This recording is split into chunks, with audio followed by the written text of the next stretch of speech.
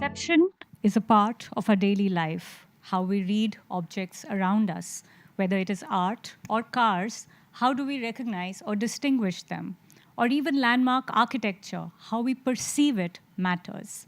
Our perception shapes our worldview. Advertising, media, storytelling, and other marketing tools often shape our perception of the good, the bad, and the ugly. However, a large part of our experiential framework is shaped by our built environment, the spaces we inhabit, work in, learn in, and occupy for leisure. These are the spaces that make up our buildings and cities. Unlike the other arts, painting, sculpture, music, or theater, experiencing architecture is not a choice. It's not something we decide to take or leave. Whether by choice or by not, we are interacting with space and buildings all the time. In the daily rut of life, we experience spaces without pausing to read the building story. And architecture remains largely experienced, but unspoken and undocumented. Victor Hugo famously said, "The city is a writing, and we, the users of the city, are the readers." However, the stuff we read does not care about the built environment. Architecture itself, being in the news, is a rare moment in time, and most often stays within the closed confines of design media, which is read mostly by other designers and rarely outside this professional echo chamber. Globally, there are around 15,000 newspapers and 1,400 design magazines and multiple awards, events, and shows that are all attended by other designers, design brands, consultants, and professionals from the same domain. Unlike other professionals that have mass engagement, as architects or interior designers or engineers, apart from clients, we only talk to other architects, other interior designers, and consultants. While data shows that spaces impact our well-being and mental health, buildings are rarely ever sold to us, unless it's real estate. We are never told why buildings are important. Who was the architect? What was the design intent? Why is a building made a certain way?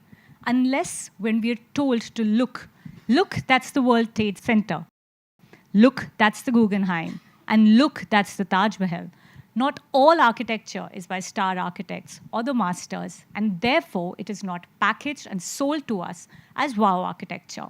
The building next door, the home next door, the school next door, the office next door is seldom understood or even talked about. We keep complaining about the state of our cities and the pitiful state of our built environment. But as professionals, as designers, we do not engage in a discourse with the society. Who has the time to listen, to write, to talk, or even read about architecture or buildings? We care about the building, but never its story. Over 50% of the world's population now lives in cities, making city building one of the most critical tasks and responsibilities of our age. The construction industry contributes to over 30% of greenhouse emissions annually. Buildings contribute to about 40% of our total energy consumption. Cities are not made from iconic buildings, but instead from the many high-quality buildings, big and small, working in tandem, and that is the design that we must celebrate. Like any successful person at the top of their game, star architects are the ones who are seen, heard, and known. Critics line up to visit their buildings and inform the public of their brilliance, casting a slew of opinions. The greatest victims of this influence are students who grow up fantasizing about an imaginary utopia consisting of signature buildings.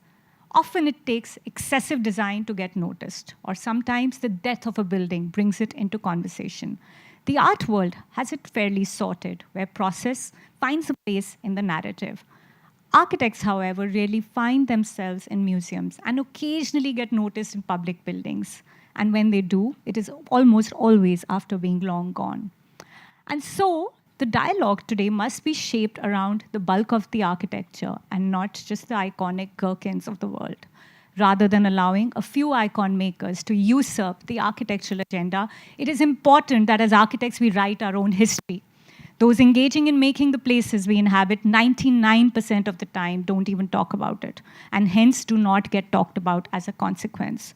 Designers do themselves great injustice, and perhaps even greater injustice, towards their customers by not talking about their work. And all this talking is not to be known. Like Michael Jackson said, it is for you and for me and for the entire human race. So what Solution. Architecture has long prided itself in storytelling through purely visual tools, imagery, diagrammatics, and so much more.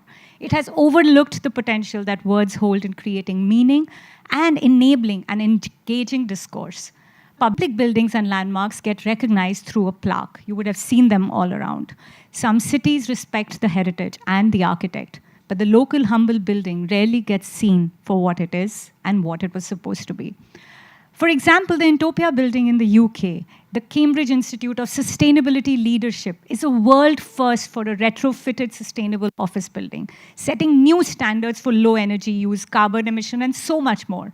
But nobody's ever heard about it. In a world where content is driven by Instagram and LinkedIn algorithms, originality and creativity are lost in the deluge of data. The masters get their due credit, but the local humble building stays unknown. Now imagine the city to be an art gallery where every building comes with descriptive text explaining the raison d'etre. This, however, is not possible. Buildings do not display or telecast their stories. And so, as designers, we must focus on who we are communicating to. Content and not the designer is king. And every design has its unique story. Frank Gehry very famously said, no matter how talented architecture students or architects may be, their gifts are of not much use if no one else knows about them. And therefore, in order to give architecture and design a distinct voice, a more inclusive voice, and a more accessible voice, could we, as architects, for a minute, become journalists and not magazine editors, and approach storytelling from a whole new perspective? Why don't we get ready to read and write about the built environment? Every building has a story and an identity. Tag it to know it, and go ahead and democratize it. Let's create a building story for every building we make. Thank you.